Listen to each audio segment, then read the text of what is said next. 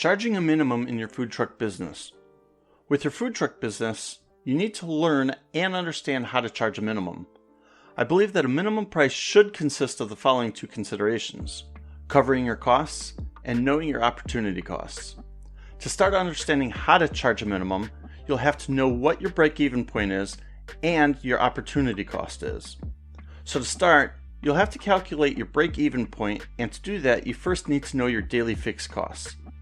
Daily fixed costs are the costs you take on for everyday payments. For example, how much are you paying for your lease or your monthly truck or trailer payment?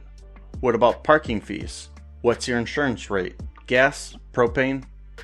If you work all week, you may want to run these costs down to 6 days per week, or maybe even 5, just to play things safe and have that little bit of extra overage. Next, you need to know the cost of labor and food materials.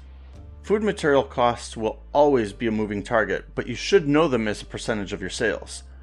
Suppose you make an entree. How much does it cost? Calculate that into the percentage of sales by adding it up. Now we're at the point where we can talk about break-even point.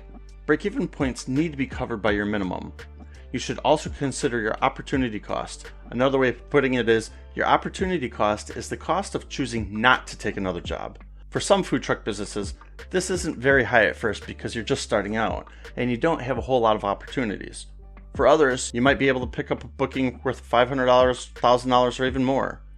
If your minimum is higher than your break-even, you should consider setting your opportunity cost there.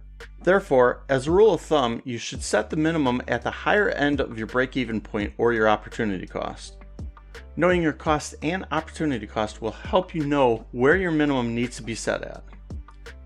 If you need help with calculating how much propane you use to help you calculate your daily cost, check out the following video to help you obtain this part of the daily fixed costs.